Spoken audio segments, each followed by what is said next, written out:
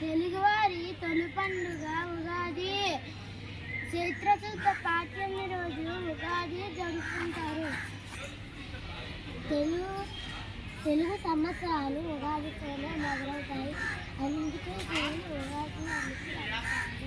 ఈ మామిడి చెట్లు లేత మామిడి చిగురులను ఇస్తాయి. మామిడి చిగురులకి కోయలు పూకు అని పాడుతాయి.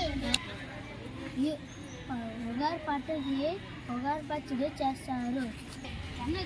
ఇందులో వేప పూత, ఇందులో లేత మామిడి ముక్కలు, ఇందులో కొత్త చింతపండు, కొత్త బెల్లం, ఉప్పు, కారం ఈ అన్నిటిని కలిపి ఉగాది పచ్చడి చేస్తారు.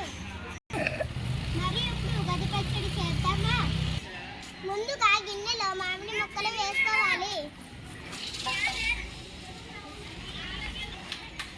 చింతపండు రసం తీసుకొని ఇందులో వేసుకోవాలి.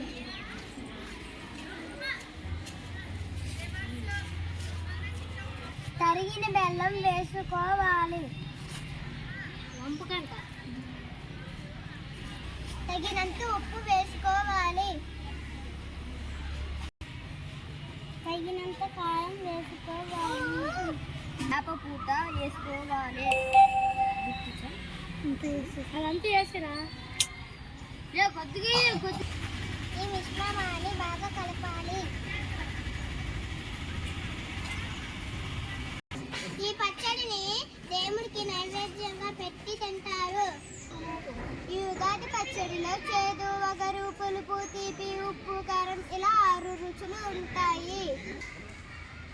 మనిషి జీవితం ఇందులో 6 రుచులు ఉన్నట్లే మనిషి జీవితం కష్టాలు, సుఖాలు, బాధలు, సంతోషాలు ఉంటాయి. వీటన్నిటినీ మనం సమానంగా చూడాలి. ఓకే. ఈ ఉగాది